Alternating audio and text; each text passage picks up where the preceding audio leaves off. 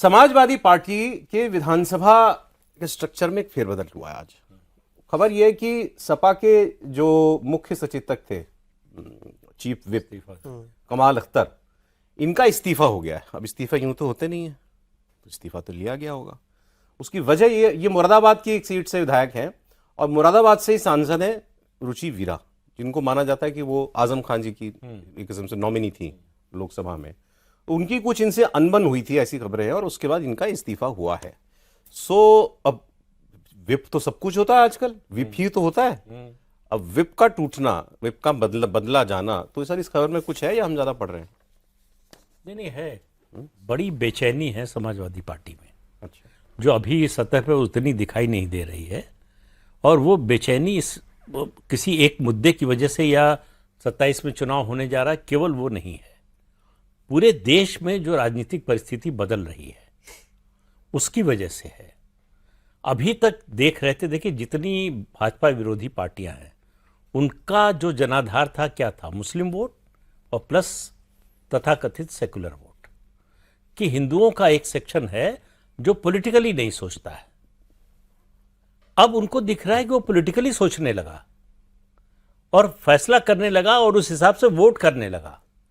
खतरा इस बात का है कि जिसको मानकर चल रहे थे या तो बीजेपी को वोट नहीं देगा या हमें वोट देगा, वो अब बीजेपी को वोट देने लगा। और पश्चिम बंगाल उसका सबसे बड़ा उदाहरण है।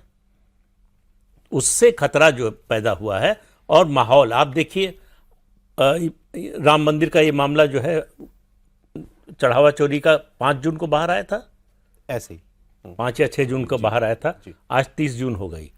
इन 25 दिनों में आपने अखिलेश यादव को पीडीए का नाम लेते हुए एक बार भी सुना? वो तो उनका कोर मुद्दा है। और ऐसे व्यक्ति की बात कोई क्यों सुनेगा जो शुरुआत से, जिसकी पार्टी का मुख्य लक्ष्य ही अयोध्या आंदोलन का विरोध करना, तरह तरह से, मतलब क्या नहीं किया है। और अभी आजकल जो है संसद की पुरानी कार्रवाई की क्लिप जो है आजकल बड़ी चलती है, कहीं कहीं से एक चल रही है। मुलायम सिंह यादव, लालू यादव दोनों बैठे हुए हैं लोकसभा में, और मुलायम सिंह कह रहे हैं तुम हिंदू मुसलमान लड़वाओगे तो हम राम और कृष्ण को लड़वा देंगे। देखा मैंने। जरा अखिलेश यादव आज ये बोल के देखें। ये माहौल बदला है। मतलब आपने कहा सपा में बेचैनी है, तो बेचैनी किस बात की? कि मतलब बेचैनी है कि हमारा राजनीतिक भविष्य क्या होगा। हाँ, वही हमारा जो कोर वोट है। अब डर ये लग रहा है कि जिस तरह से हिंदू जाग रहा है, यादव कितने दिन तक समाजवादी पार्टी के साथ रहेगा? यादव कितने दिन तक रहेगा? देखिए, अगर ये 2024 का चुनाव न हुआ होता, मतलब समाजवादी पार्टी को सफलता न मिली होती, तो इस समय स्थिति और बुरी होती।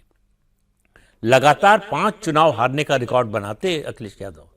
बीच में एक कह लीजिए आप 37 सांसद आ गए तो जीत गए, उसको जीत मान लीजिए। तो अब अगर लगातार तीसरा विधानसभा चुनाव हारते हैं तो उसके बाद फिर यादव को यह लगेगा ना कि भाई हमारा भविष्य क्या है, हमें इस पार्टी से मिल क्या रहा है। आपको लगता है कि उस वर्ग के एक सेक्शन ने आने वाला चुनाव भांप लिया है क्या? ये चुनाव मैं कह रहा हूं 2014 में मुलायम सिंह यादव ने भांप लिया था। उन्होंने अमित शाह से, लाल बहादुर शास्त्री हवाई अड्डा है बनारस का, वहां कहा था कि हमारा पढ़ा लिखा यादव भी आपको वोट करेगा। तो ये क्यों आज की बात नहीं है। तब से अब में आप 12 साल में देखिए कितना बड़ा परिवर्तन आ चुका है। तो इसलिए जो है भाई, आपके साथ यादव समाज लंबे समय से जुड़ा हुआ था। 2 चीजें देखिए आप, एक, उसको कुछ एक्स्ट्रा बेनिफिट मिल रहा था सत्ता में होने के कारण। अब आप सत्ता में न हैं, न आते हुए दिख रहे हैं, न केंद्र में कोई ऐसा गठबंधन बनने की उम्मीद दिख रही है जो सत्ता में आए। दूसरा, मुसलमान दबाव डालने लगा है कि हमारी आबादी तो आपसे ज्यादा है, तो सारे पद आपको क्यों, हमको क्यों नहीं। अब इसका जवाब अखिलेश यादव के पास क्या है कि क्यों यादव ही, और वो भी एक परिवार से ही।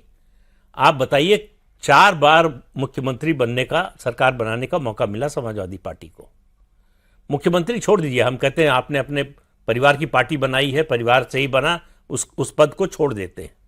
डिप्टी सीएम भी किसी और को बनाए क्या? किसी अति पिछड़ा वर्ग के मुसलमान को, जो आपका कोर वोटर है, आपके लिए हर समय वोट देता है, जी, उसमें से किसी को बनाया क्या? तो ये सवाल तो एक दिन उठना ही था। आप कह रहे हैं यादव समाज में भी अब ये बेचैनी आ गई है। और दूसरा, इस बात को याद रखिए कि हिंदू समाज में जितने सामाजिक समूह हैं, जी, यादव सबसे ज्यादा जो है वो सात्विक समाज है। गोसेवक है, गोपालक है, वेजिटेरियन है, धर्मनिष्ठ है। आप भागलपुर का दंगा, उसकी एफआईआर उठाकर देख लीजिए। मुसलमानों से लोहा सबसे ज्यादा यादवों ने लिया, सबसे ज्यादा उनके खिलाफ है एफआईआर। एफआईआर में नाम सबसे ज्यादा यादवों के हैं।